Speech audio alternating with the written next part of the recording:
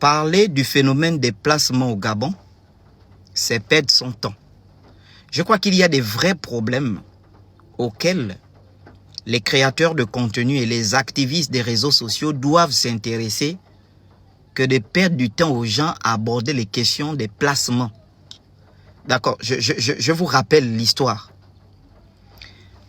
Si vous êtes au lycée d'État, entre le lycée d'État et le Conseil économique et social, il y a des putes qui sont là à partir de 20 h. Tu gares la voiture, ces bordels-là sont là. Elles te demandent est-ce que tu veux goûter, tout ça, si tu veux, tu baises. D'ailleurs, la journée, quand vous partez là le matin, vous allez trouver plein de préservatifs. Juste là où il y a le cabinet Delta Grant Thornton. D'accord, on quitte là, on part à lui, vers Kouaben, au Carrefour Bangala. Il y a des pétasses qui sont là, des putes, les chiennes qui sont là chaque soir. Tu baises, tu donnes 2000, 3000. Bon, les putes qui sont au Conseil économique et social, vous pensez que vos autorités ne les voient pas? Mais beaucoup même des autorités, depuis Bongo, ont sodomisé ces filles-là. Vous pensez que les putes qui sont à lui, les autorités ne les voient pas? Les autorités ne parlent jamais de la dépravation des mœurs quand il s'agit de ces putes-là qui sont à lui, qui sont comment est-ce qu'on appelle au Conseil économique et social. Bon, on quitte ces deux endroits-là. On part à la gare routière au Tchoukou, au Toukolo. Il y a un bordel là où il y a des putes. Les autorités sont au courant. Il y a à Kembo le Yogo Santé. Il y a des putes camerounaises, gabonaises, tout ça. Les putes sont là. Les autorités sont au courant. On quitte là, on part à là, côté d'Iaï. Hein? Avant d'arriver à la zone industrielle de Lomé. Il y a des putes qui sont là. Les autorités ne sont pas au courant. Elles sont bel et bien au courant. Il faut juste comprendre que maintenant, la nouvelle génération des putes, parce que les putes que je viens de citer, Conseil économique et social, lui, Yogo Santé à Kembo, le Tchoukou, le Toukolo à la gare routière. Ensuite, on a également le Tchoukou, là. Ce sont des classiques. Elles, dans leur méthode de travail, c'était le client qui allait vers le produit. Maintenant, les nouvelles, les néoclassiques, les petites qui sont arrivées, elles ont compris que non, en réalité, actuellement, la concurrence est forte. C'est le produit qui doit aller vers le client. Et elles ont dimensionné, elles ont créé les comptes où elles font leur puterie, tout ça. Et puis, elles vont.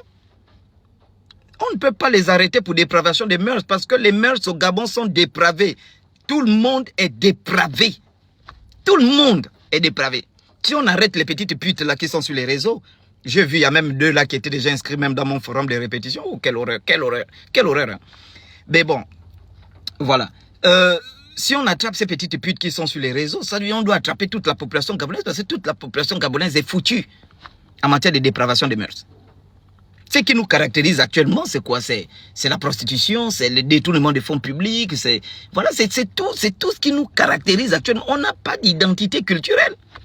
Regardez même vos joueurs qui partent jouer les choses de la canne. Regardez les autres pays. Le Mali vient en tenue culturelle, le Burkina en tenue culturelle. Les autres pays, mais le Gabon, on ne sait pas. On vit avec les maillots, je ne sais pas où on a ramassé ces maillots horribles et horrifiants. Parce qu'on a perdu la culture. Donc un peuple qui perd sa culture est un peuple dépravé. Déjà, le nombre des églises qu'il y a dans ce pays vous montre à quel point notre pays est dépravé. Le nombre de mosquées qu'il y a dans ce pays nous montre à quel point notre pays est dépravé. Donc culturellement on est dépravé, spirituellement on est dépravé. Et ce que vous voyez les filles faire, ce n'est que la conséquence de la dépravation spirituelle. Voilà, c'est tout. Donc vous allez parler. La génération que vous avez niquée là, elles vont disparaître. Une autre va réapparaître. Une autre va réapparaître. Si vous creusez même bien au fond, vous creusez bien au fond, vous allez remarquer que les autorités même que vous interpellez là, beaucoup sont dedans. C'est comme dans les choses des églises.